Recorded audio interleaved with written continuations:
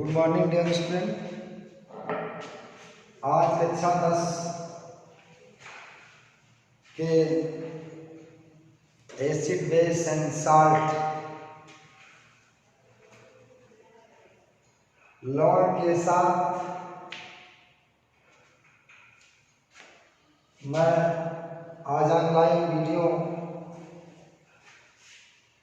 के लिए उपस्थित हुआ हूँ। आज का जो लेक्चर है इस टॉपिक का 5वां लेक्चर होगा। ये lecture 5 acid base salt class 10th का लेक्चर होना है। पिछले लेक्चर में मैंने पीएच के बारे में बताया था। आज पीएच से रिलेटेड कुछ सवाल मैं आपको दूंगा। एक सवाल नोट करिए, लिखिए कि 0.00 into 0 मोलर NaOH का पीएच ज्ञात कीजिए।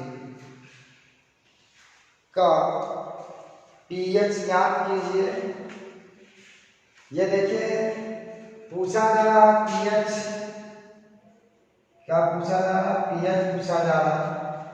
लेकिन जो सवाल में छार दिया गया है तो छार से सीधे पीएच तो आप निकाल नहीं पाओगे, क्योंकि क्षार में OH माइनस आयन होता है। OH माइनस आयन आप निकाल सकते हो। जब OH माइनस आयन का वो POH में कन्वर्ट करेंगे तो या तो इस तरह से कर लीजिए, इसका POH निकालिए, ठीक है। जैसे पीएच निकलता है इसका, वैसे POH हो जाएगा minus log active mass O minus ion. OH minus ion का जो मान होता है वह मोलर सांद्रता उसका मान होता है। इसकी मोलर सांद्रता कितने दिया गया? 0.003। इसको 10 की पावर माइनस 3 मोलर लिख सकते हो ना, लिख सकते हैं। और याद रख दीजिए फॉर्मूले में माइनस का 10 की पावर माइनस 3 तो 3 हो जाएगा, क्या जाएगा। अब हमको चाहिए पीएच। आपको पता है पीएच प्लस QH बराबर 14 होता है, तो पीएच बराबर क्या हो जाएगा?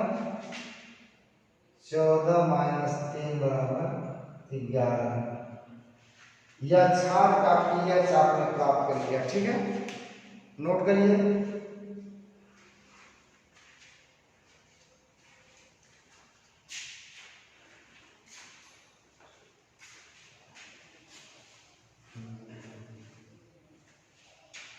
ओके, हो गया।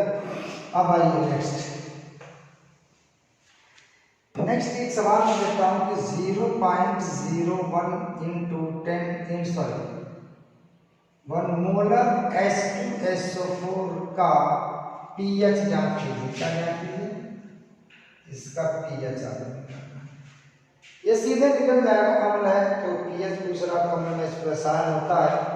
तो जो ये H+ आयन की मोलर सांद्रता यहाँ पे क्या है? 0.01 या 10 की पावर माइनस 2 मोलर है। अब देखिए यहाँ पे H2SO4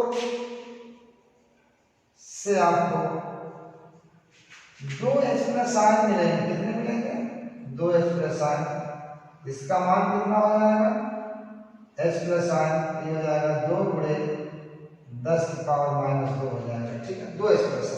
आइए तो पीएच बराबर क्या हो जाएगा? Minus log active mass H+ ion. H+ ion की जगह क्या लिखेंगे? माइनस लॉग 2 गुणे 10 की पावर माइनस 2, ठीक है।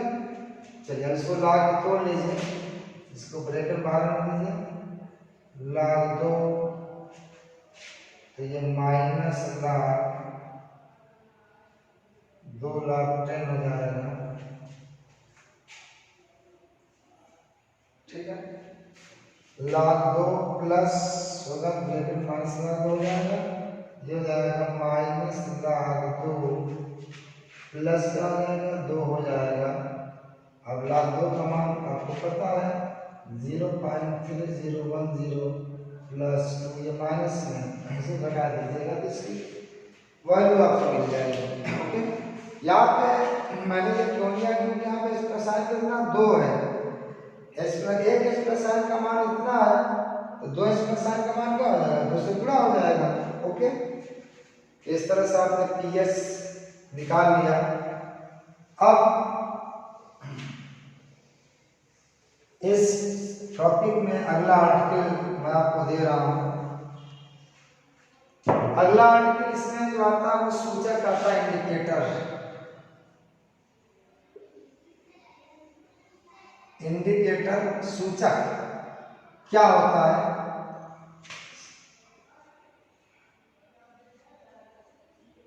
सूचक इंडिकेटर, सूचक क्या है, इंडिकेटर क्या है, क्या हो बेटा बताओ? कहा था कि वह पदार्थ जो किसी रासायनिक अभिक्रिया के पूर्ण होने की जानकारी देता है उसे सूचक कहते हैं। क्या कहते हैं? सूचक। लेकिन कोई भी काम तो उसका एंड होता है, इसी तरह से रासायनिक अभिक्रिया जो होती है उसका भी एंड होता है। अब एंड कब होगा ये हमको कैसे पता चलेगा? तो ऐसा पदार्थ जो रासायनिक अभिक्रिया के पूर्ण होने की जानकारी देता है उसे सूचक कहते हैं। ओके, वह पदार्थ जो रासायनिक अभिक्रिया के पूर्ण होने की जानकारी देता है उसे सूचक कहते हैं। ओके, ये इसकी डिफिनेशन होगी। अब देखिए रासायनिक अभिक्रिया के टाइप्स के आधार पे सूचक कई प्रकार के होते हैं। सूचक क्या होते हैं? कई प्रकार के होते हैं। जैसे एक सूचक तो अम्ल क्षार सूचक होता है, रेडियो एक्टिव सूचक होता है, रेडियो एडिडॉक्स सूचक होता है, अवक्षेपण सूचक होता है। यानी रासायनिक अभिक्रिया के नाम पर सूचक भी अलग अलग प्रकार के होते हैं। अलग अलग रासायनिक अभिक्रिया में अलग अलग प्रकार के सूचक भी प्रयोग किए जाते हैं। तो सबसे पहले मैं एक जो लेता हूँ एग्जाम्पल जो हमको पढ़ना है, एसिड बेस इंडिकेटर। क्या है? Acid base indicator. Acid base indicator वह इंडिकेटर जो अम्ल और क्षार की रासायनिक अभिक्रिया में प्रयोग किए जाते हैं उसे एसिड बेस इंडिकेटर कहते हैं। या वह सूचक जो अम्लीय माध्यम में एक रंग और क्षारीय माध्यम में दूसरा रंग देता है उसे एसिड बेस इंडिकेटर कहते हैं। ओके, देखिए मैं एग्जांपल के तौर पे मैं एग्जांपल देकर के मैं समझाता हूँ आपको। जैसे कि आपका एसिड बेस रिएक्शन है टाइट्रेशन, यहाँ पे देखिए ये पिपेट आती है, यहाँ पे आपने NOH सिस्टम लिया हुआ है और यहाँ पे क्या है, यहाँ पे क्या बचे, यहाँ पे एसिड बेस की जो रासायनिक अभिक्रिया कब पूर्ण होती है? जब अम्ल और क्षार की दोनों की मात्राएं बराबर हो जाती है। यानी जितना इसका रसायन है उतना ही OH माइनस हो जाए, यह रासायनिक अभिक्रिया पूर्ण मानी जाती है। ये पता कैसे चलेगा? दोनों तो एसिड ये कलरलेस है, NOH भी कलरलेस है, तो कलरलेस में डालेंगे पानी जैसा दिखाई देगा, तो रिएक्शन कैसे पता चलेगा कि पूरा हुआ है? देखिए जैसे जैसे इसमें क्षार डालोगे तो क्षार की OH द्वारा अम्ल का H रसायन क्या होगा? उदासीन होगा। एक समय ऐसा आएगा जब पूरा H रसायन OH माइनस आयन के द्वारा क्या हो गया है, उदासीन हो गया है। इसी को कहते हैं उदासीनीकरण बिंदु, यानी रासायनिक अभिक्रिया अम्लक्षार की पूर्ण हो गई। ये पता करने के लिए फिनाल फथलीन HPH डालते हैं। यह एक सूचक है जो अम्लीय माध्यम में कलरलेस होता है और क्षारीय माध्यम में पिंक हो जाता है। कैसा होता है, पिंक हो जाता है। ये आपने ऐसे लिया कलरलेस है, HPH डालेंगे तब भी आपको कलरलेस दिखेगा बिल्डिंग। लेकिन जब इसमें क्षार डालेंगे और क्षार डालेंगे डालते डालते जब आपका बिल्कुल H+ ion OH minus ion द्वारा पूरा उदासीन होने वाला होता है तो ये विलयन क्या होगा, हल्का गुलाबी होना शुरू हो जाएगा। जैसे हल्का गुलाबी आपका आ जाए तो ये मान लीजिए कि आपका रिएक्शन पूर्ण हो गया है। क्यों किया है, अब अम्ल और क्षार की मात्रा जब H+ ion OH minus ion की कंसंट्रेशन अगर बराबर है, अगर उसके बाद एक ड्रॉप भी आप NaOH डालेंगे OH माइनस आयन की मात्रा क्या हो जाएगी, बढ़ जाएगी और ये माध्यम क्षारीय हो जाएगा। क्षारीय माध्यम में HPH फिनाल फथलीन जो होता है वह गुलाबी होता है। ठीक है ना, ये इस तरह से आप समझेंगे कि अम्लीय माध्यम में सूचक जो होता है, अम्लीय माध्यम में एक रंग और क्षारीय माध्यम में दूसरा रंग देता है। इसी को हम अम्ल क्षार सूचक कहा जाता है। वह सूचक जो अम्लीय माध्यम में एक रंग और क्षारीय माध्यम में दूसरा रंग देता है उसे अम्ल क्षार सूचक कहते हैं। अम्ल क्षार सूचक के एग्जांपल्स क्या है, टाइप्स क्या है। एक तो आपका फिनाल फथलीन है, क्या है, फिनाल फथलीन। दूसरा है मेथिल ऑरेंज। तीसरा क्या है, लिटमस। क्या है, और सारे मेथिल ब्लू है। ठीक है ना, ये phenolphthalein, methyl orange, litmus paper, ये आपके ये तीन मैंने बताया एसिड बेस इंडिकेटर है जो क्षार की रासायनिक अभिक्रिया में मोस्टली प्रयोग किए जाते हैं। ठीक है, फिनाल फथलीन, मेथिल ऑरेंज, लिटमस। अब एक आता है कि हेडिंग डाल लीजिए किसी में, सूचक का पीएच परिसर, pH range of indicator, pH range of indicator मतलब सूचक का पीएच परिसर। जिसका मतलब ये हुआ कि जो सूचक होता है अपना रंग किसी एक निश्चित पीएच पर न बदल करके एक पीएच के रेंज में अपने रंग में परिवर्तन करता है। इसी को पीएच का पीएच रेंज ऑफ इंडिकेटर कहते हैं। कहा था कि सूचक अपना रंग एक निश्चित पीएच पर न परिवर्तित करके एक पीएच परिसर में, एक पीएच के क्षेत्र में अपने रंग का परिवर्तन करते हैं। इसे कहा जाता है पीएच रेंज। देखिए फिनाल फथलीन, तीन का बताओ, फिनाल फथलीन, मेथिल ऑरेंज,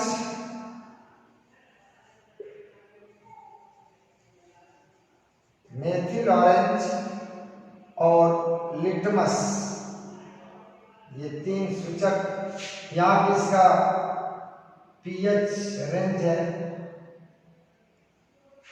और एक कलम कलर इन एसिडिक मीडियम, मतलब मीडियम, और कलर इन बेसिक मीडियम। इसका जो पीएच परिसर होता है 8.2 से लेकर के 10 होता है। ये 3.2 से लेकर के 4.4 होता है और ये 5 से लेकर के 8 होता है मेथिल। ये इस रेंज में अपने ये देखिए, ये में फिनाल फथलीन है ये कलरलेस से पिंक जो होता है वो 8.2 से 10 pH के बीच में होगा। और इसी तरह से मेथिल ऑरेंज का लाल और पीला अम्लीय माध्यम में लाल होता है। देखिए ये आपका नीडल ये कलरलेस होगा, कैसा होगा? कलरलेस। और ये होगा पिंक, किसमें? साथ methyl orange KI Me plus OH minus अम्लीय माध्यम में इसमें रसायन रिएक्शन करने के बाद मात्रा घट जाएगी। जब मात्रा घट जाएगी तो क्या हो जाएगा? Me plus OH minus Me plus की मात्रा बढ़े तो रिएक्शन क्या हो जाएगा? Me प्लस लाल रेड होता है और ये क्या होता है? येलो होता है, पीला। इसमें भी ये रेड होता है और ब्लू होता है। यानी लिटमस का जो होता है अम्लीय माध्यम में लाल और क्षारीय माध्यम में ब्लू होता है। मेथिल ऑरेंज ये पीएच रेंज है, यानी इस रेंज में अपने रंग समझ रहेंगे। पीएच के इस परास में, पीएच के इस क्षेत्र में अपने रंग में परिवर्तन इनका होगा, ठीक है ना? किसी एक निश्चित पीएच पर नहीं होता, ठीक है ना? तो ये आपका सूचक इंडिकेटर। इसमें एक आर्टिकल और आता है जो आपके सिलेबस से ऊपर वाली बात है, ऊपर की चीज है, मैं नहीं जाना चाहता, लेकिन थोड़ा सा मैं उस पर फोकस करूंगा कि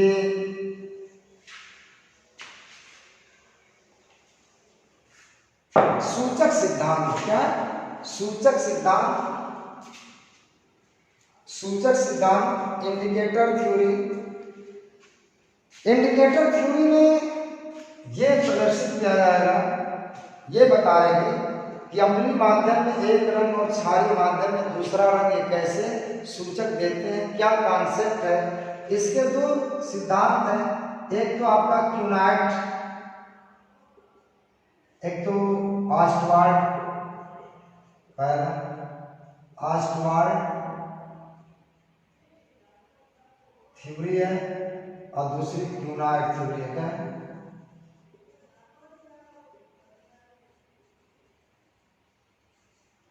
ऑस्टवाल्ड थ्योरी, क्यूनाइट थ्योरी, ये दो थ्योरियां हैं जो अम्ल के और इंडिकेटर की प्रॉपर्टी और इंडिकेटर के कार्य करने की व्याख्या करते हैं। तो पहले क्या लीजिए, ऑस्टवाल्ड थ्योरी।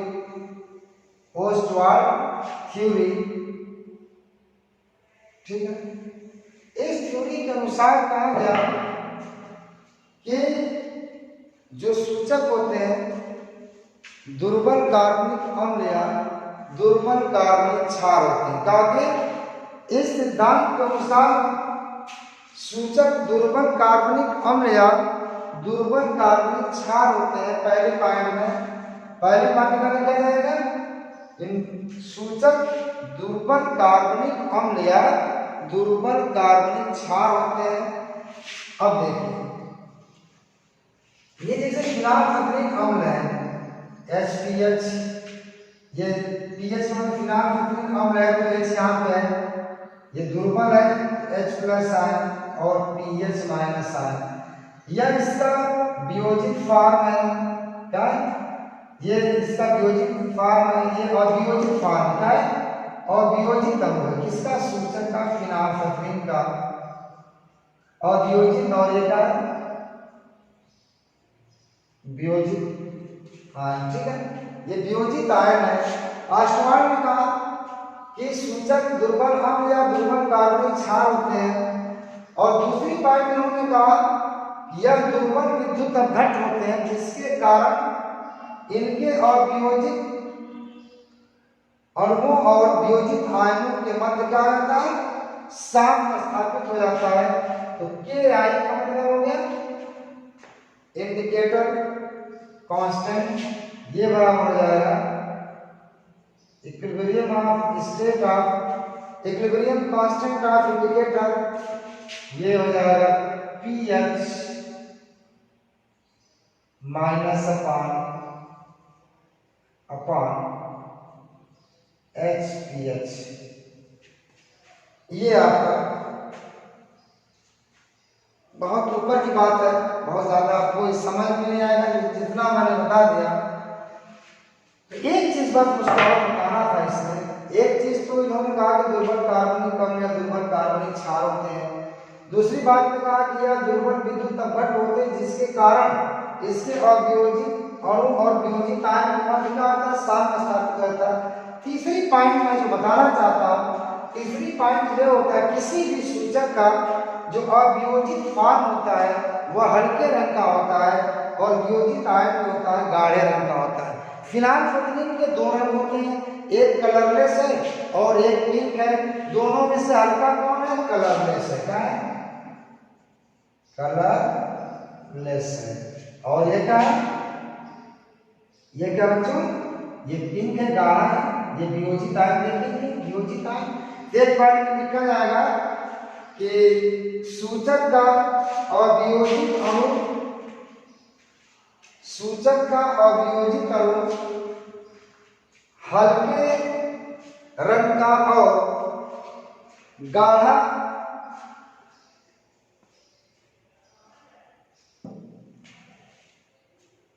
रंग वियोजित आयन के कारण आता है। यह आपका फिनाइलफिथिलीन है, ये एसिड होता है। क्या होता है? एसिड होता है। मेथिल ऑरेंज है, एबी का मतलब मेथिल ओएच ऑरेंज क्षार होता है। ये क्या चीज है? ये आपका मेथिल ऑरेंज मतलब क्षारी नेचर का है। इसको भी, ये भी दुर्बल विद्युत अपघट्ट होता है। ये मी और OH माइनस आयन देखिए। ये लाल और पीला होता है। तो लाल इसमें और लाल पीला में कौन सा हल्का कलर का है? पीला। और वियोजित अणु इसका हल्के कलर का होता है, तो ये येलो हो जाएगा। और वियोजित आयन प्लस है, ये रेड हो जाएगा। ठीक है ना? अब ये जो होता है एसिडिक मीडियम में होता है, ज्यादा होता है, और ये बेसिक मीडियम में ज्यादा होता है। बेसिक माध्यम में NaOH की सांद्रता Na+ से ज्यादा होती है और एसिडिक मीडियम में Na+ आयन की सांद्रता NaOH से क्या होती है? ज्यादा होती है। बात समझ में? ये दो तीन पॉइंट इसके बारे में था। ठीक है, ये था सूचक, इंडिकेटर।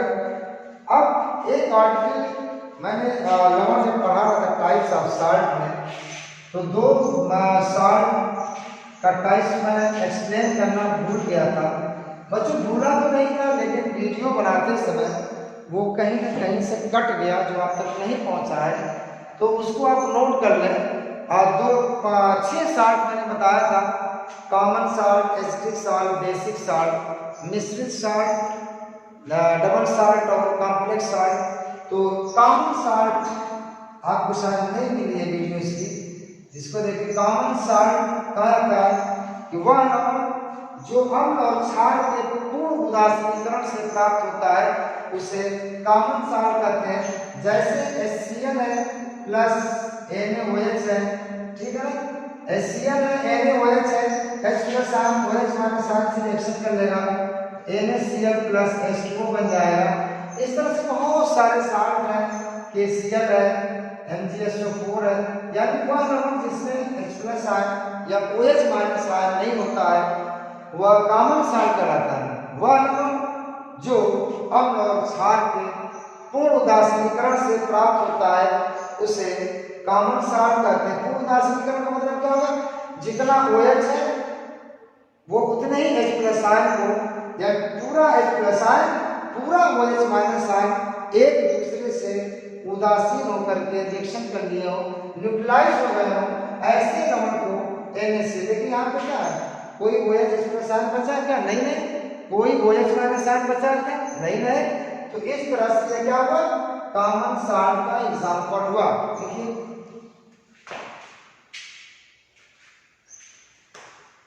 इसकी डेफिनेशन, वह लवण जो अम्ल और क्षार के पूर्ण उदासीनीकरण से प्राप्त होता है उसे कॉमन साल्ट कहते हैं। पूर्ण उदासीनीकरण का मतलब क्या हो गया बच्चों? कि जितना H प्लस आयन है उतने OH माइनस आयन क्या है, इस अम्ल का H plus ion, total H plus ion और क्षार का टोटल OH माइनस आयन आपस में एक दूसरे से रिएक्शन करके उदासीन हो गए हो, ठीक है ना। अब दूसरा है एसिडिक साल्ट, क्या acidic salt NaOH plus H2SO4, यहाँ पर देखिए NaHSO4 प्लस H2O या NaOH प्लस H2CO3, ये हो जाएगा NaHCO3 प्लस H2O। ये देखिए आपका यहाँ हुआ क्या है, क्षार में एक OH द्वारा अम्ल का केवल एक H प्लस आयन उदासीन हुआ है, एक H प्लस आयन यहाँ पे बचा रह गया है, इसलिए यह क्या है, अम्लीय लवण है। इसमें अम्लीय प्रॉपर्टी साल्ट में भी है। यहाँ पे देखिए एक NaOH का एक OH H2CO3 कार्बनिक अम्ल के एक हाइड्रोजन को केवल उदासीन कर पाया है, इसमें एक हाइड्रोजन अभी है, तो ये क्या हुआ, अम्लीय लवण हुआ। तो कहा जाता है कि वह लवण जो अम्ल के अल्प उदासीनीकरण से प्राप्त होता है उसे अम्लीय लवण कहा जाता है। अल्प उदासीनीकरण का मतलब क्या हुआ, उसमें अभी H प्लस आयन की मात्रा उस लवण में बची है, ठीक है। तो लिख लीजिए ये बेसिक साल्ट एसिडिक साल्ट होता है, एसिडिक साल्ट और साल्ट मैंने आपको बताया है, ठीक है, ठीक है बच्चों।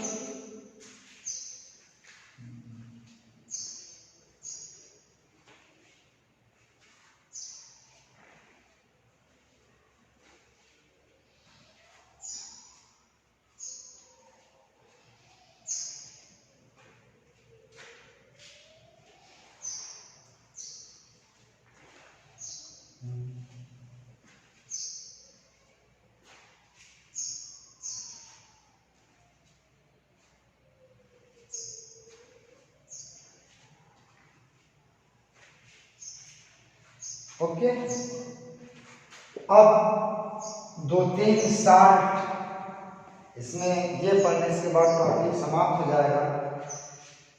कुछ लवण की प्रॉपर्टी बनाने की विधि, कैसे बनता है, क्या प्रॉपर्टी है और उसका उपयोग क्या है। तो एक हेडिंग डाल लीजिए, एक साल्ट है ब्लीचिंग पाउडर, ब्लीचिंग। जो अगला आर्टिकल है, कुछ लवण जिसके बनाने की विधि, उसकी प्रॉपर्टी और उसके यूज क्या होते हैं। ब्लीचिंग पाउडर, ये देखिए फार्मूला इसका सबसे पहले केमिकल फार्मूला देखा जाएगा CaOCl2। अब इसको एक्चुअली ऐसा नहीं होता है, होता एक्चुअली ऐसा CaOCl, ये इसका केमिकल फार्मूला है। इसका जो केमिकल नेम होगा calcium hypochloride, calcium hypochloride, calcium hypochloride, ये calcium chloro hypochloride, calcium chloro hypochloride, calcium chlor, ये हाइपोक्लोराइड इसको पता है। OCl क्या है, हाइपोक्लोराइड कहते हैं, कैल्शियम का हाइपोक्लोराइड है, कैल्शियम क्लोरो हाइपोक्लोराइड इसका केमिकल नेम हो गया। अब इसको सबसे पहले ये कैसे बनाया जाएगा, तो देखिए हेडिंग डाल दीजिए, इसको लिखिए। अब देखिए बनाने की विधि, बनाने की विधि कैसे बनेगा, ये बनाने की विधि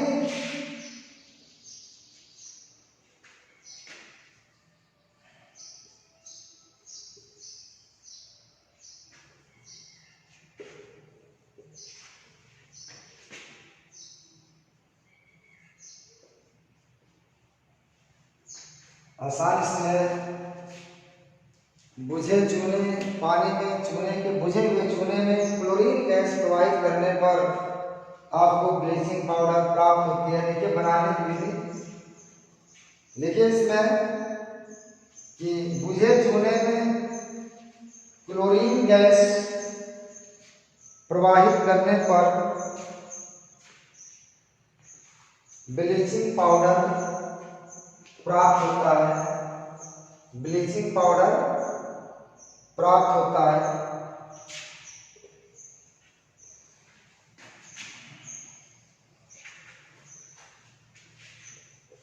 ब्लीचिंग पाउडर प्राप्त होता है।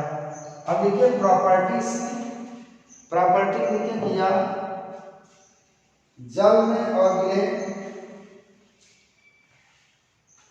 हल्के पीले रंग का चूर्ण है,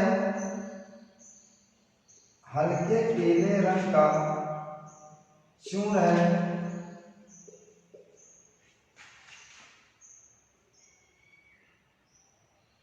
हल्के पीले रंग का चूर्ण है। इसको जल में डाला जाएगा तो जल में ये इतने आयन में टूट जाता है। सवाल कभी कभी पूछा गया है कि ब्लीचिंग पाउडर में कौन कौन से आयन पाए जाते हैं। तो लिखिए कि ब्लीचिंग पाउडर में के जली विलयन में, ब्लीचिंग पाउडर के जली विलयन में Ca++ plus Cl- plus OCl ion उपस्थित रहते हैं और अगली पाठ्यक्रम इसका जली विलयन क्षारीय प्रकृति का होता है। जली विलयन क्षारीय प्रकृति का होता है। अब लिखिए प्रॉपर्टी, गुण इसका प्रॉपर्टी चली रहा है। अगली बात देखिए यह जो होता है CaOCl2 रखे रखे क्या होता है और घटित हो जाता है CaCl2 में प्लस O2 में। ये पहला कि इसको रखने पर यह अपघटित हो जाता है।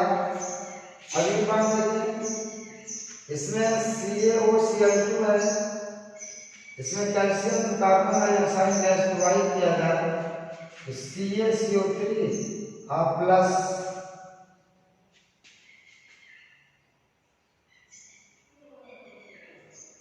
क्लोरीन गैस में बदल जाएगा।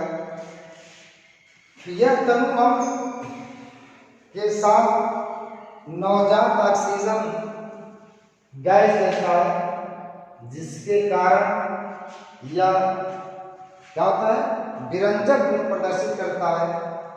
ये देखिए CaOCl2 प्लस H2SO4 तनु oxygen gas CaSO4 plus 2 oxygen निकालेगा ये तो 2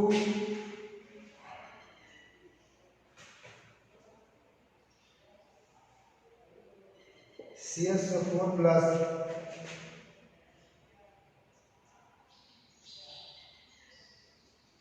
2HCl प्लस O। ये नवजात ऑक्सीजन जो निकला है यह ऑक्सीजन विरंजक गुण प्रदर्शित करता है। विरंजक गुण का मतलब ये होता है कि यह विरंजक गुण यह प्रदर्शित करता है या रंगीन वस्तुओं के रंग को उड़ा देता है। जैसे कपड़ा हुआ, आपके कागज हुए, उस पे जो रंग होता है उसको उड़ा देता है। तो ब्लीचिंग पाउडर तनु अम्लों के साथ नवजात ऑक्सीजन देता है। नवजात ऑक्सीजन के कारण क्या होता है यह ब्लीचिंग पाउडर ये ब्लीचिंग प्रॉपर्टी रखता है। ठीक है, तो ये इसकी प्रॉपर्टी जो थी अपघटन, ये रखे रखे टूट जाता है। दूसरा क्या है इसमें कार्बन डाइऑक्साइड गैस प्रवाहित किया जाए तो यह कैल्शियम कार्बन बदल जाता है। तीसरी पॉइंट ये है यह तनु अम्लों के साथ नवजात ऑक्सीजन देता है, जिसके कारण यह विरंजक गुण प्रदर्शित करता है। ये इसकी प्रॉपर्टी हो गई। अब इसमें गुण लिखे इसमें, तो सबसे पहला गुण यही लिख लीजिए यह विरंजक गुण प्रदर्शित करता है, यह विरंजक गुण प्रदर्शित करता है, अर्थात रंगीन वस्तुओं के रंग को उड़ा देता है, अर्थात रंगीन वस्तुओं के रंग को उड़ा देता है। और यह गुण आक्सीकारक गुण के कारण होता है। ये किसी से रिएक्शन करेगा तो आक्सीकरण होगा। यह गुण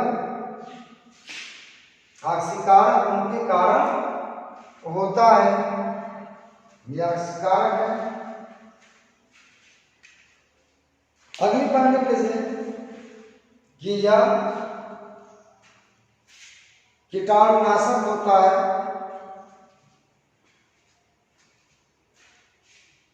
यह कीटाणुनाशक होता है। ओके, ये इसका दो उपयोग याद रखिएगा। तो आज मैंने ब्लीचिंग पाउडर एक्लॉन बताया, कल अगले वीडियो में मैं आपको plaster of Paris, Dhawan soda, baking soda के बारे में बताऊंगा। उसके बाद ये टॉपिक आपका समाप्त हो जाएगा, एसिड, बेस एंड साल्ट की। तो इस उम्मीद के साथ मैं आज का लेक्चर यही समाप्त करता हूँ कि आप घर पर बिना हम लोगों की गैर मौजूदगी में, हम लोगों की एब्सेंस में आप ईमानदारी पूर्वक अपना सब कुछ दे करके पढ़ते होंगे, अपने गुरुजनों की बात मान रहे होंगे। हम यही आशा करते हैं कि आप अध्ययन में जुड़ गए हैं, जी जान से मेहनत कर रहे हैं। उसी को हम पॉजिटिव थिंक ले करके हम भी जी जान से मेहनत कर रहे हैं, ताकि जो इस लॉकडाउन में जो नुकसान छात्रों का हो रहा है उसकी पूर्ति किया जाए। कम सी के साथ आज की ऑनलाइन क्लास में बस इतना ही। Thank you.